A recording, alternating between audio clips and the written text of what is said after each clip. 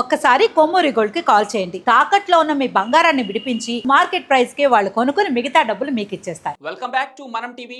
నేను మీ పవన్ బెస్వాడ. భారత వ్యతిరేక విధానాన్ని అనుసరిస్తున్నటువంటి బంగ్లాదేశ్ కు వరుస షాక్లు తగులుతున్నాయి. ఏప్రిల్ నెలలో భారత్ నుంచి ఎగుమతయ్యే నూలుపై బంగ్లాదేశ్ పరిమితులు విధించిందని confederation of Indian textile industry chairman Rakesh Mehra వెల్లడించారు. ఇది భారత్ మొత్తం నూలు ఎగుమతిలో దాదాపుగా 45% ఉంటుంది. బంగ్లాదేశ్ ఏకపక్షంగా తీసుకున్న నిర్ణయానికి భారత్ వ్యూహాత్మకంగా తీసుకున్న నిర్ణయం చైనా బంగ్లాదేశ్కు భారీ నష్టాలను కలిగించనున్నట్లు తెలుస్తోంది. ఇప్పటికే దౌత్యపరంగా, ఆర్థిక పరంగా, వాణిజ్య పరంగా కూడా భారత్ కీలక నిర్ణయాలు తీసుకుంటోంది. ఈ క్రమంలోనే తాజాగా భూమార్గం ద్వారా బంగ్లాదేశ్ నుంచి వచ్చే వస్త్రాల దిగుమతులపై నిషేధం విధించినట్లు సమాచారం.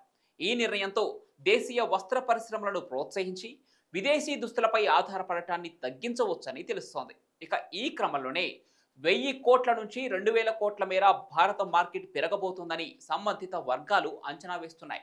అయితే పరోక్షంగా బంగ్లాదేశ్ మీదుగా భారత్లోకి వచ్చే చైనా వస్త్రాలను కూడా అరికొట్టవచ్చనే ఆలోచనతో భారత్ ఈ నిర్ణయం తీసుకున్నట్లు తెలుస్తోంది.